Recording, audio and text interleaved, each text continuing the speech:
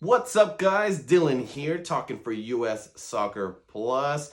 And today we're talking another terrible disappointment, the USMNT roster. But before I get into it, please leave a like and please subscribe to our YouTube channel. So let's get started. Why, oh why am I feeling blue? Well, I'll tell you, because it's this USMNT roster.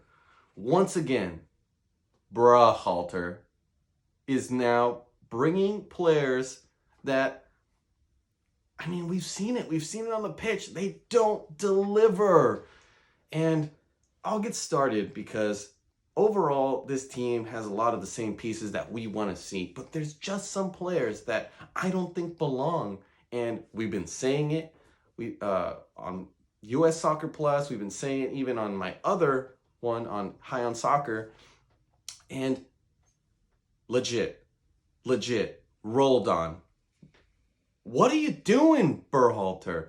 These guys don't give extra value to the USA team. We know what they bring to the table. We know this. Paul Arriola, my goodness, Berhalter. When has Paul Arriola done anything like, a big play for the United States? Like, what real difference has he made?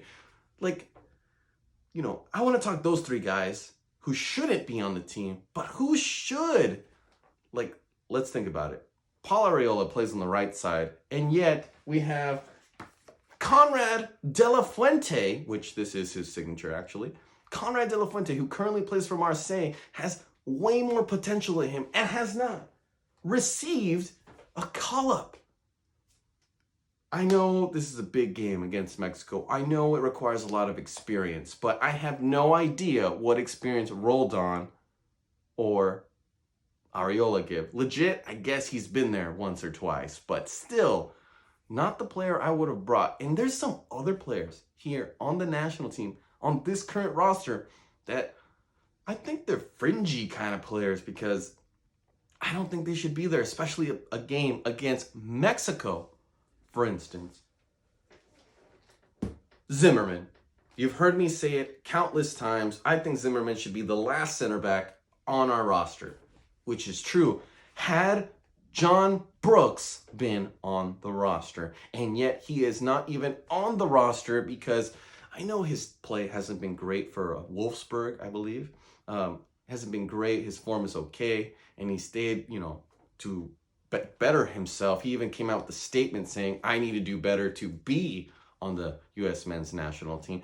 But this guy is a player that has countless experience that, if you look at the center backs that were brought, have none. Brooks was our only guy who really had a good amount of experience, especially against a team like Mexico. And other fringy players like Jesus Ferreira, Kellen Acosta, I believe is Matt Vines.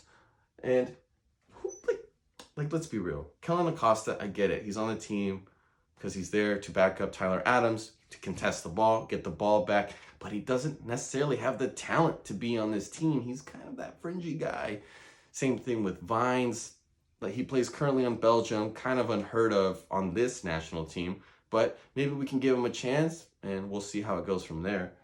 And Jesus Ferreira, another Dallas striker.